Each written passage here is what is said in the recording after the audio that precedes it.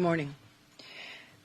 I'm joined here today by Ann Clark and June Kim, the two lead attorneys who were designated as special deputies to the Attorney General's office to announce the findings of their investigation into allegations of sexual harassment made against Governor Andrew Cuomo. I'll make a brief statement and then turn it over to Ms. Clark and to Mr. Kim, who will delve into the investigation's findings. The independent investigation has concluded that Governor Andrew Cuomo sexually harassed multiple women and in doing so violated federal and state law. Specifically, the investigation found that Governor Andrew Cuomo sexually harassed current and former New York State employees by engaging in unwelcome and non-consensual touching and making numerous offensive comments of a suggestive and sexual nature that created a hostile work environment for women. The investigators independently corroborated and substantiated these facts through interviews and evidence, including contemporaneous notes and communications. This evidence will be made available to the public along with the report. This investigation was started after a number of women publicly alleged that they had been sexually harassed by Governor Cuomo. And on March 1st of this year, the governor's office made a referral to my office pursuant to State Executive Law 63-8 regarding these allegations. Executive Law Section 63-8 permits the New York Attorney General's office, with the approval of the governor, or when directed by the governor, to inquire into matters concerning the public peace, the public safety, and public justice. This referral issued by the governor enabled my office to appoint independent outside investigators to look into these allegations. And on March 8th, 2021, Ann Clark and June Kim, they were officially deputized as special deputies. Ms. Clark and Mr. Kim and their respective firms were chosen to lead this investigation because of their decades of work at the highest levels, their deep expertise on matters in question, and their careers fighting to uphold the rule of law. Ann Clark is a partner at Vladnick, Raskin & Clark PC, where she focuses on employment law issues on behalf of employees at the trial and appellate levels. And during her more than 30-year career, Ms. Clark has represented clients in a variety of employment, sexual harassment, and other discrimination cases in the private sector, in education, and in government. She also has deep experience with retaliation, whistleblower, breach of contract, and compensation and benefit cases. June Kim is a partner at Cleary, Gottlieb, Steen & Hamilton, LLP. And for more than 2 decades, he has worked at the highest levels of government and in private practice. From March 2017 to January 2018, he served as the acting United States Attorney for the Southern District of New York. As the most senior federal law enforcement officer in the district, he oversaw all criminal and civil litigation conducted on behalf of the United States. Before becoming acting United States Attorney, Mr. Kim served in various leadership positions in the office, including Deputy United States Attorney, Chief of the Criminal Division, and Chief Counsel to the United States Attorney. Ms. Clark and Mr. Kim are experienced, credible, and deeply respected professionals. And together, they ensured that this investigation was both independent and thorough. Over the course of the 5-month investigation, the investigators spoke to 179 individuals, including complainants, current and former members of the executive chamber, state troopers, additional state employees, and others who interacted regularly with the governor. In addition, they reviewed more than 74,000 pieces of evidence, including documents, emails, texts, audio files, and pictures.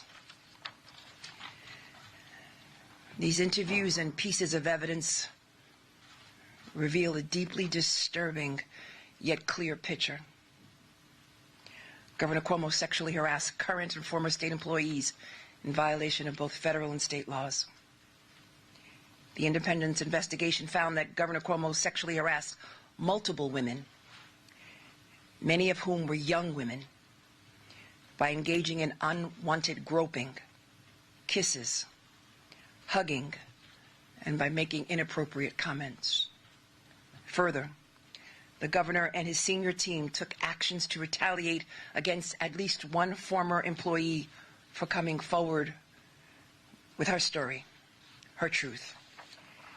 And Governor Cuomo's administration fostered a toxic workplace that enabled harassment and created a hostile work environment where staffers did not feel comfortable coming forward with complaints about sexual harassment due to a climate of fear and given the power dynamics. The investigators found that Governor Cuomo's actions and those of the executive chamber violated multiple state and federal laws, as well as the executive chamber's own written policies. This investigation has revealed conduct that corrodes the very fabric and character of our state government and shines light on injustice that can be present at the highest levels of government. But none of this would have been illuminated if not for the heroic women who came forward. And I am inspired by all the brave women who came forward. But more importantly, I believe them. And I thank them for their bravery. And I thank the independent investigators for their professionalism, despite the attacks, and for their dogged determination that brought us to the truth. And now we will hear from June Kim and Ann Clark, who will walk us through the report and their findings.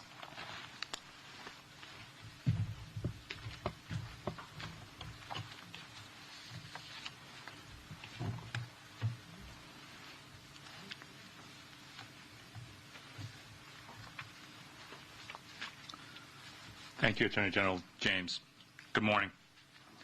My name is June Kim, and along with my colleague, Ann Clark, we have led teams at our two law firms in conducting the investigation into allegations of sexual harassment by Governor Cuomo. We have now completed our investigation and have made our findings and reached our conclusions. They're set forth in a detailed report issued today. As set forth in the report, we find that the governor, on numerous occasions, engaged in conduct that constitutes unlawful sex-based harassment. Specifically, we find that the governor sexually harassed a number of current and former New York State employees. He did so by, among other things, engaging in unwelcome and non-consensual touching, and also repeatedly making comments of a sexualized or gender-based nature. Our investigation revealed that these were not isolated incidents. They were part of a pattern. The governor's pattern of sexually harassing behavior was not limited to members of his own staff, but extended to other state employees, including a state trooper who served on his protective detail. There are 11 complainants whose allegations are set forth in great detail in the report. 9 of them are or were employed by the state of New York or a state-affiliated entity. The complainants interacted with the governor under different circumstances. For example, some of them met with him regularly as an executive assistant, or as members of his staff, or as I said, as a trooper on his protective detail, while others only met him once. But all of them experienced harassing conduct from the governor. Some suffered through unwanted touching and grabbing of their most intimate body parts. Others suffered through repeated, offensive, sexually suggestive, or gender-based comments. A number of them endured both. None of them welcomed it, and all of them found it disturbing, humiliating, uncomfortable, and inappropriate. And now we find that it was unlawful sex-based harassment. Our investigation has also found that the executive chamber responded to allegations of sexual harassment in ways that violated their own internal policies, and also constituted unlawful retaliation with respect to one of the complainants. And finally, based on our investigation, we concluded that the executive chamber's workplace culture, one rife with bullying, fear, and intimidation on the one hand, while normalizing frequent flirtations and gender-based comments by the governor on the other, created the conditions that allowed the sexual harassment and retaliation to occur and to persist. As the Attorney General has said, we reached these findings and conclusions after a thorough and independent investigation. We were allowed to and did follow the facts without fear, without favor. As you will see in the report, our findings are supported by extensive evidence that includes interviews and testimony from 179 witnesses and review of tens of thousands of documents. I'll now turn it over to my colleague Ann Clark to walk through some of the specifics related to the sexual harassment, the policy violations, and the retaliation.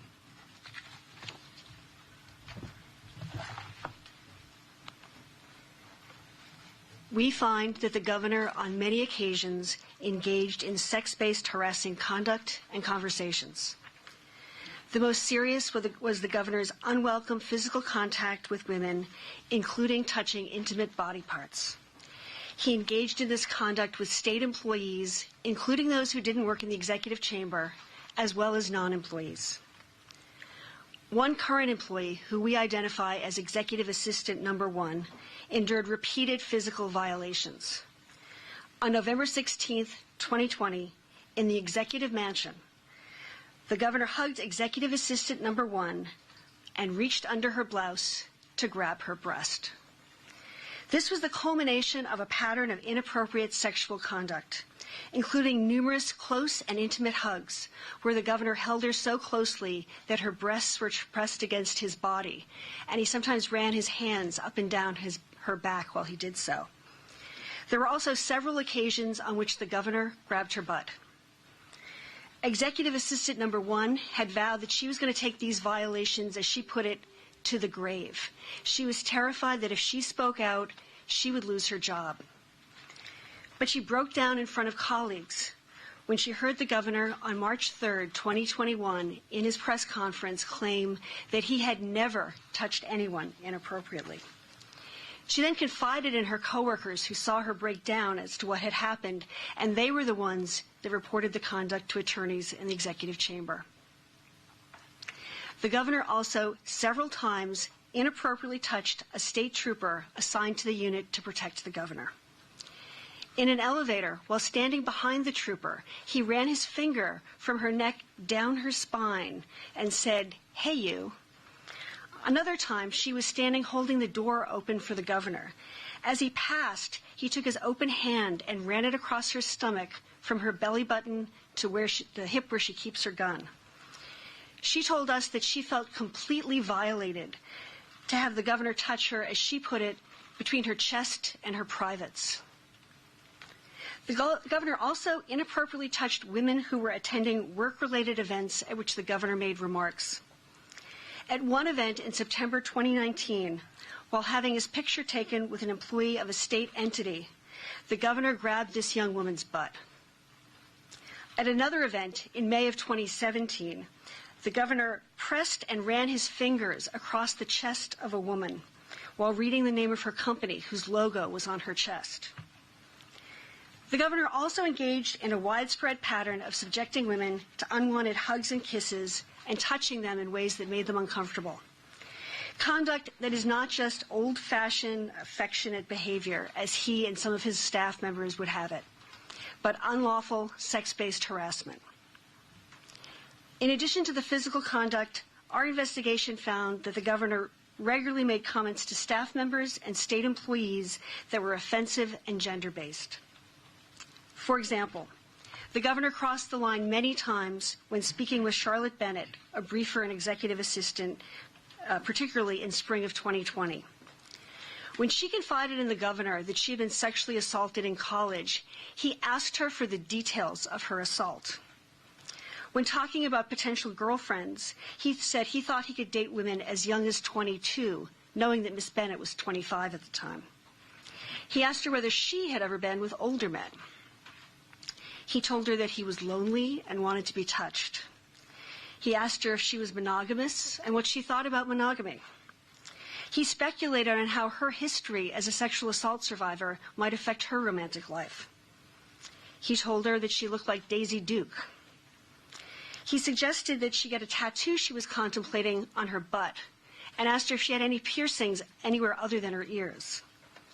Miss Bennett texted to a friend on the day where many of these comments were made that she was upset and confused and that she was shaking. Another example is the governor's comments to the state trooper, the same trooper he touched on the stomach and back. After the governor had become single, he asked the trooper how old she was. When she responded that she was in her late 20s, he said, "That's too old for him." He then asked her how much of an age difference he thought he could have between him and a girlfriend and have the public still accept it. She suggested it might be a good idea to stick with women at least as old as your daughters. She then tried to deflect the conversation by asking the governor what he was looking for in a girlfriend. He responded that he was looking for somebody who could handle pain. Another time, when the governor found out that the trooper was engaged, he asked her why she'd want to get married because, among other things, your sex drive goes down. As detailed in the report, employees recounted a pattern of similarly offensive comments and conversations, such as the governor repeatedly asking Executive Assistant Number 1 whether she would cheat on her husband, saying to her, "If you were single, the things I would do to you," telling her that she looked great for her age, which was early 30s, and for a mother, calling her and coworker Alyssa McGrath mingle mamas, comparing Lindsay Boylan to a more attractive version of one of his ex-girlfriends and to actresses. Women also described to us having the governor seek them out, stare intently at them, look them up and down, or gaze at their chest or butt. In sum, the governor routinely interacted with women in ways that focused on their gender, sometimes in explicitly sexualized manner, in ways that women found deeply humiliating and offensive. Both federal and state law prohibit gender-based harassment in the workplace. In fact, the governor himself, in August of 2019, passed a law that eliminated in New York State the requirement that harassing conduct needed to be severe or pervasive. In New York, a woman need only show that she was treated less well, at least in part, because of her gender. The governor's conduct, detailed in the report, clearly meets and far exceeds this standard. We also find that the executive chamber failed to follow its own harassment policies and procedures, ones that on paper are consistent with New York legal requirements. This was exemplified by the handling of Charlotte Bennett's complaint. In June of 2020, Ms. Bennett told the governor's chief of staff about recent conversations of a sexual nature that were so uncomfortable that she no longer wanted to interact with the governor. The chief of staff relayed Ms. Bennett's complaints to others in the governor's inner circle and transferred Ms. Bennett within days. 2 weeks later, the Chief of Staff and a special counsel spoke with Ms. Bennett, who detailed interactions with the governor that went back to May of 2019. The Chief of Staff and special counsel both found Ms. Bennett to be credible. The Chief of Staff consulted with the special counsel and with Melissa DeRosa, the secretary to the governor, and they decided they did not need to report this to the Governor's Office of Employee Relations, GOER, or conduct any meaningful investigation. They simply moved Ms. Bennett and instituted a policy of not having a junior staffer be alone with the governor, and even that, they said, was to protect the governor. That response, we find, was a violation of the Executive Chamber's harassment policy, which clearly requires that all possible harassment be reported to GOER and investigated.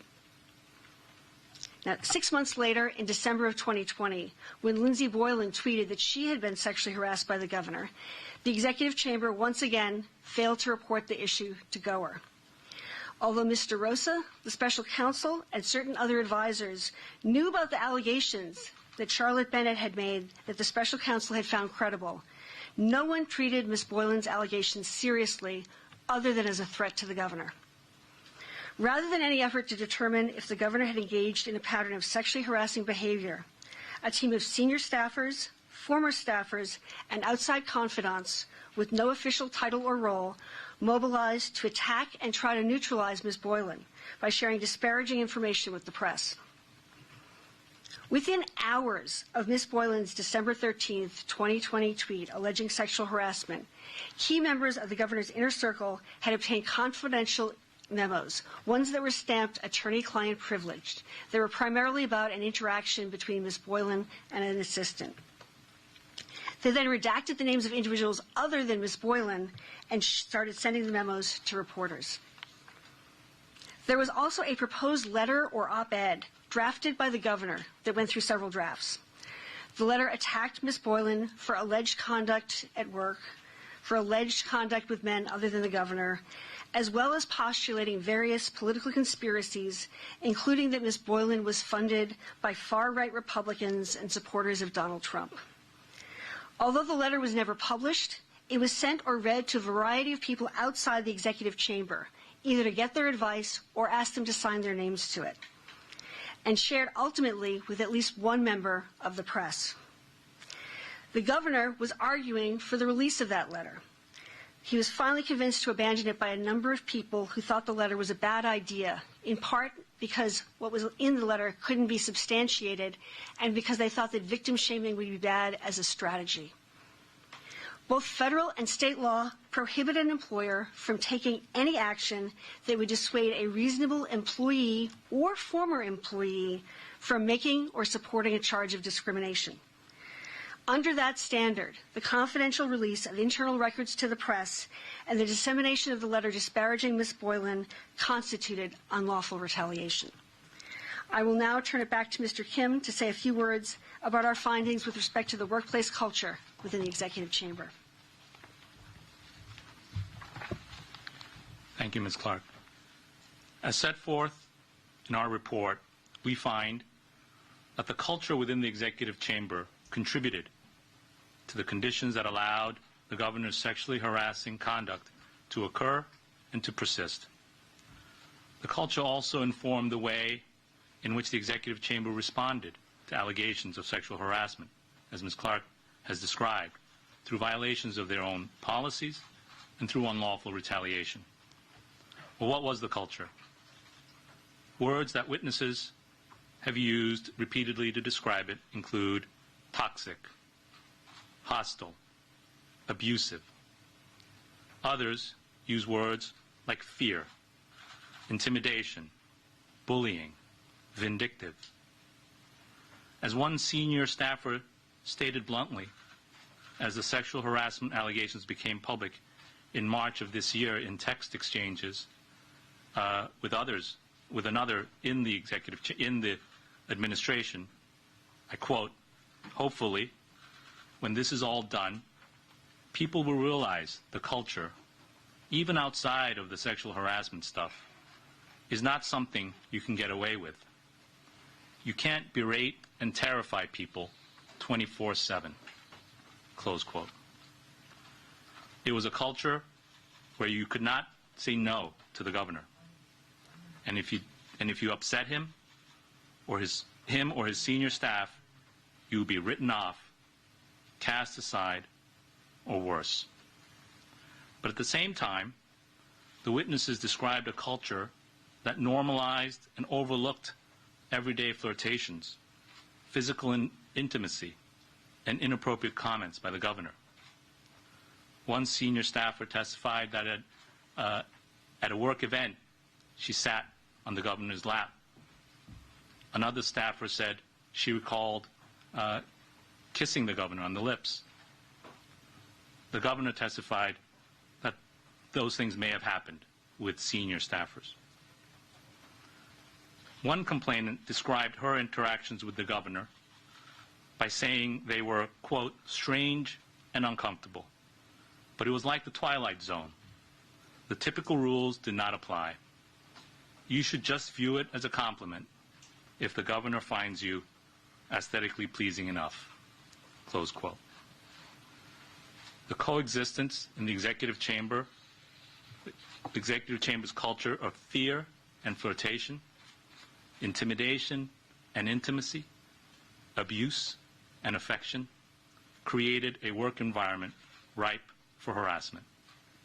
As another complainant testified, and I quote, "What makes it so hard to describe every single inappropriate incident is the culture of the place.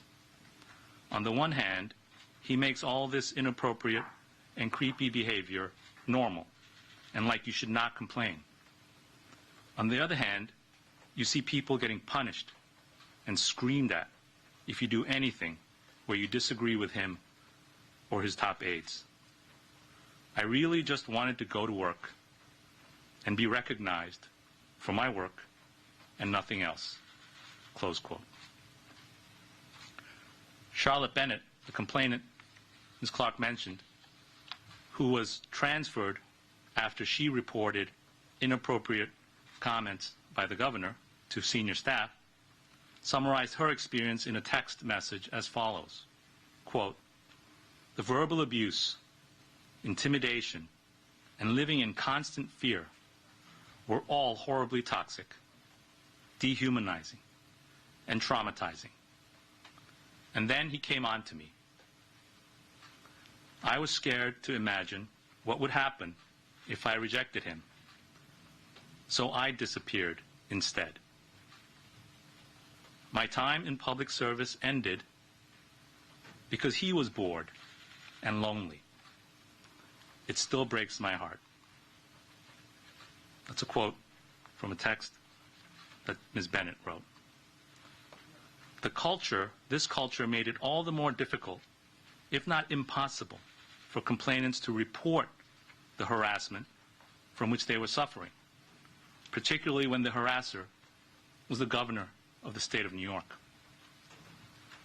But one by one courageous woman after another stepped forward. They stepped forward to say, enough is enough. They came forward in our investigation to tell us about their experiences, the harassment they suffered at the hands of the governor. In our report, we've used their words, and their words, so long silenced, speak loudly for themselves. These brave women stepped forward to speak truth to power. And in doing so, they expressed faith in the belief that although the governor may be powerful, the truth is even more so. This is what lies at the heart of our investigation and the findings in our report.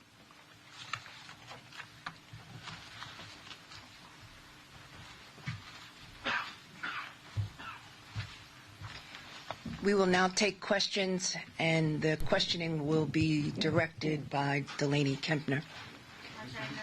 Hold on. Please say your name and your outlet. Marcia Kramer from CBS. I wondered if you could tell me if the governor will be facing And I know this is a civil investigation, but were you making any referrals to prosecutors so that he could face either state or federal charges? Our work is concluded, and the document is now public.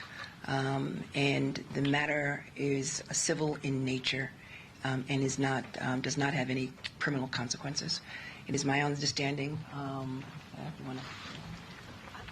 I will state that it's our understanding that for the young woman whose breast was groped, that the Albany Police Department already has a report about that. As for anything else, as the Attorney General stated, all the information is fully documented in the report, and any prosecutors or police departments can look at the evidence and determine if they want to take further action. Josefa? Hi, Josefa Velasquez, the city.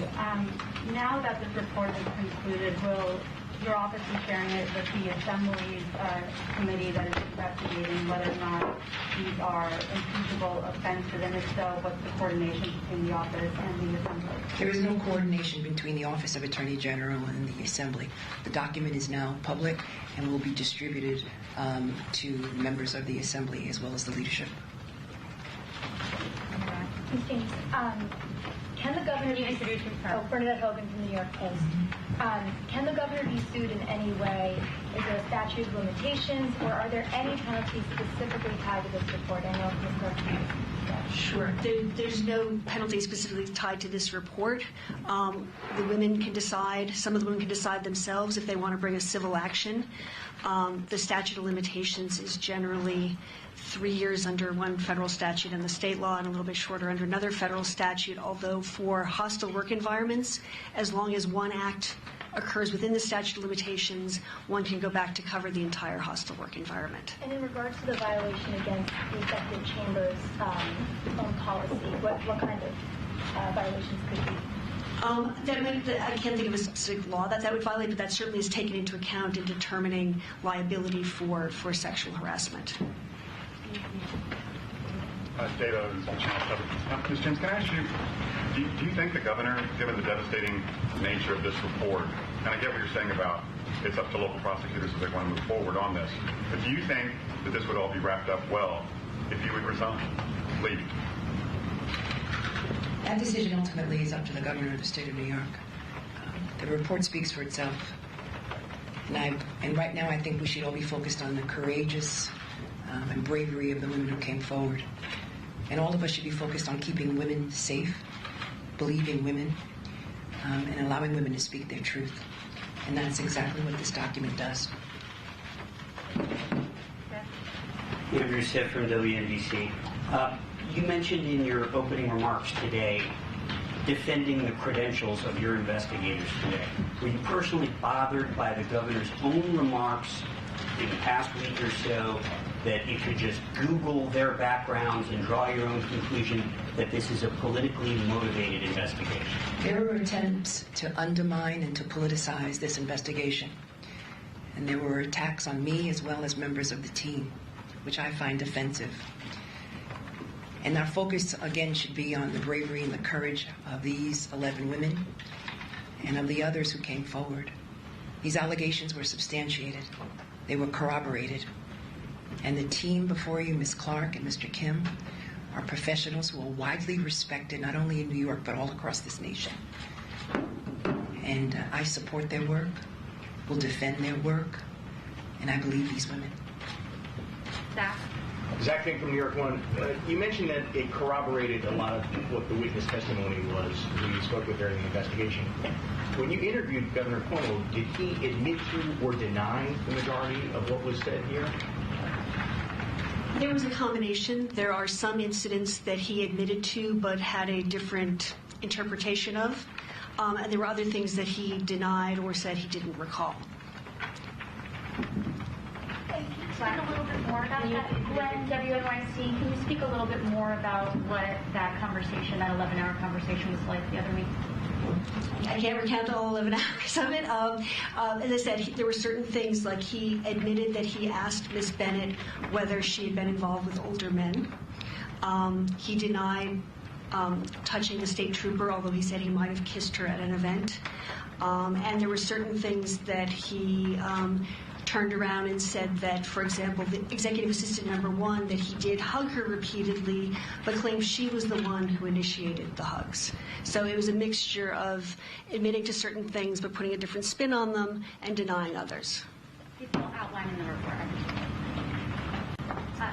Shimon Prokopez from CNN. So what are the next steps here? You have this report, obviously a lot of devastating information in it. A lot of people are going to ask, okay, so what happens next? And you're not referring it for criminal charges. What are the next steps that you would like to see, perhaps maybe the assembly take or someone else take to have some other kind of punishment or something else here? Because right now it just seems like you have this report and it's out there, and what would be the next steps? We were tasked with the responsibility of engaging in an investigation, and we have concluded our investigation, and our work is done. And so as it relates to next steps, that's entirely up to the governor and or the assembly and the general public. But the work of the Office of the Attorney General and these special deputies has concluded. Do you think the governor should run for re-election? That's a political question. The work of the Office of the Attorney General is done. Okay, we're going to take 2 more questions in here, and then we're going to go virtual. Hi, Dana Rubenstein from the New York Times. This is a little bit of a hypothetical, but if an individual with a history of running a workplace like this were running for governor, would you consider that person fit to serve as the leader of New York State? I don't engage in speculation, Dana. The report speaks for itself. They substantiated and corroborated the allegations and have issued findings that, in fact, the governor violated state and federal laws. Okay, this is the last one here, and then we're going to go virtual. Adam Reese, NBC News. As a prosecutor and an attorney general, are you frustrated that you can't move criminally on these charges, numerous charges that you and the investigators have said are both that violate state and federal law? It's not an issue of being frustrated. The issue, we were tasked with the responsibility by the governor of the state of New York to issue a report, and we have issued this report. And all throughout the process, we put our heads down, we've done our work, and at this point, we're going to allow the chips to fall where they may. Okay, we're going to go virtual now. Fabian. Thank you, everybody. If you have a question, please click the raise hand button. If you have a question, please click the raise hand button. First, we're going to hear from John Campbell from Gannett. John, your mic is open.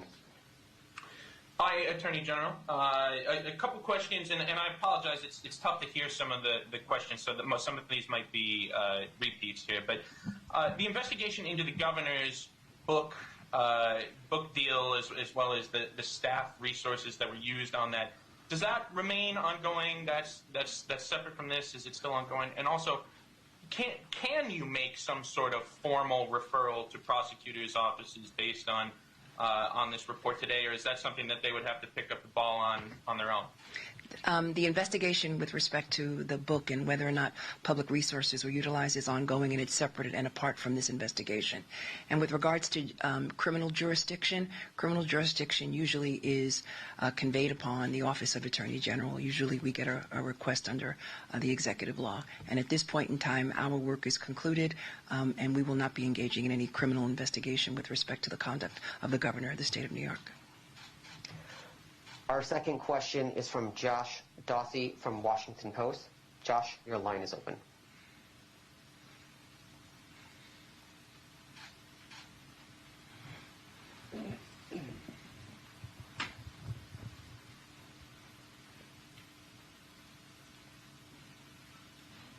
Josh, you have to unmute your line. Can you hear me now? I'm sorry. Yeah, we can hear you, Josh. I said, hi, Attorney General. Hi, Josh. There appear to be about 11 allegations here, 11 different victims.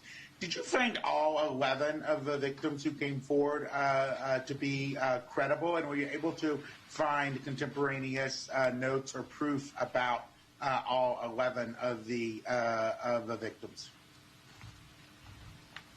We found all 11 women to be credible. There was corroboration to varying degrees.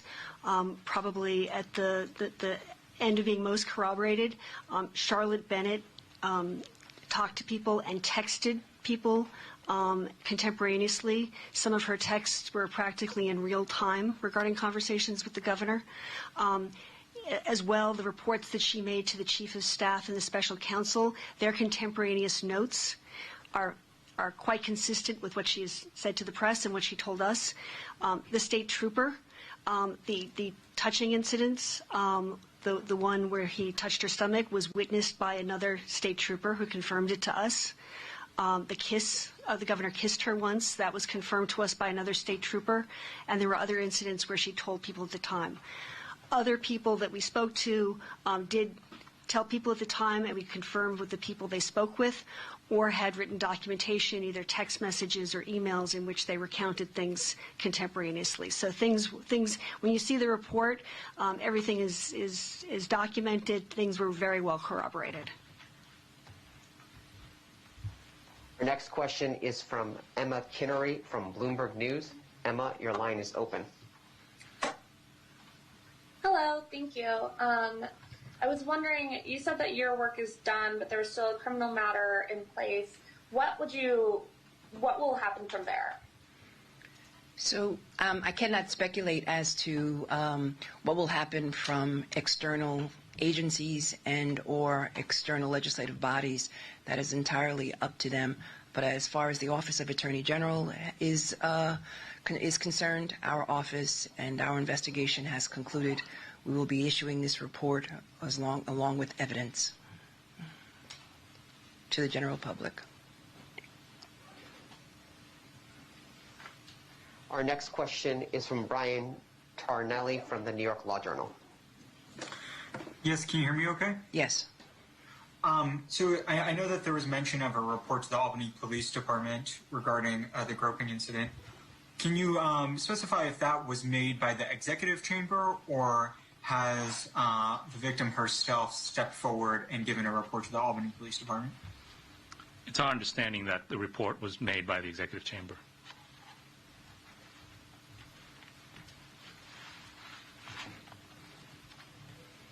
Our last question is from Rebecca Lewis from City and State. Rebecca, your line is open. Hi, Attorney General. I just wanted to ask, with this report out now, you said that you're not going to speculate on whether the governor is fit to serve or if he should run again. What do you want the public to take away from this report? That these 11 women were in a hostile and toxic work environment, and that we should believe women, and that what we have an obligation and a duty to do is to protect women in their workplace.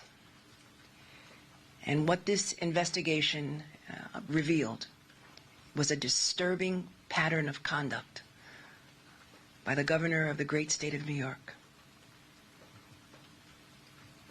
And those who basically did not put in place any protocols or procedures to protect these young women who believed in public service. I believe women, and I believe these 11 women. I thank you all for being here this morning.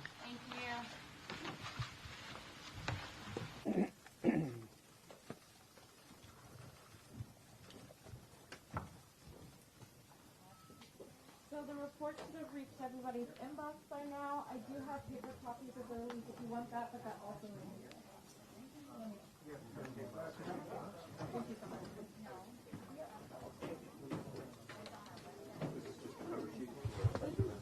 Raga. No, I know. I wasn't sure if this was the introduction or a press. Yeah. There's a quote in there from me. No criminal referral. What do you make of that?